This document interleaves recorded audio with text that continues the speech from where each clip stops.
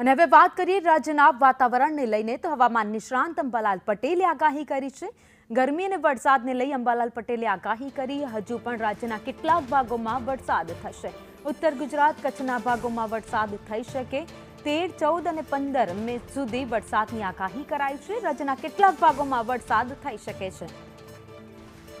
તો 17 મેથી તાપમાનમાં વધારો થશે। મહત્તમ તાપમાન 39 કે 40 ડિગ્રી થવાની પણ શક્યતાઓ વ્યક્ત કરી છે।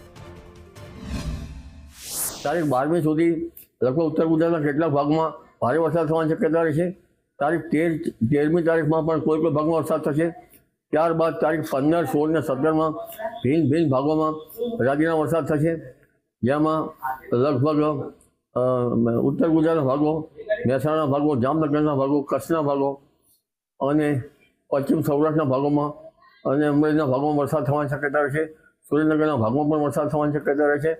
પણ ઉલ્લેખનીય છે કે તારીખ 17થી ગરમી વધશે અને મહત્તમ તાપમાન કોઈ ભાગમાં 39 ડિગ્રી કે 40 ડિગ્રી સેલ્સિયસ જેવું થવાની શક્યતા રહેશે, જેમાં મધ્ય ગુજરાતના ભાગોમાં મહત્તમ તાપમાન લગભગ 39-40 ડિગ્રી સેલ્સિયસ જેવું રહેવાની શક્યતા રહેશે। મહેસાણાના ભાગોમાં પણ 39-40 ડિગ્રી સેલ્સિયસ જેવું રહેવાની શક્યતા રહેશે। દક્ષિણ ગુજરાતના ભાગોમાં 33-34 ડિગ્રી સેલ્સિયસ જેવું રહેવાની શક્યતા રહેશે। પશ્ચિમ સૌરાષ્ટ્રના ભાગોમાં 33-34 ડિગ્રી સેલ્સિયસ જેવું મહત્તમ તાપમાન થવાની શક્યતા રહેશે। કચ્છના ભાગોમાં પણ 35-37 ડિગ્રી સેલ્સિયસ જેવું થવાની શક્યતા રહેશે। પંચમહાલના ભાગોમાં પણ 37-37 ડિગ્રી સેલ્સિયસ જેવું મહત્તમ તાપમાન વધી શકે છે। એટલે હવે ભેજ અને ઉકળાટ સાથે તારીખ 15 બાદ ગરમી વધતી જશે।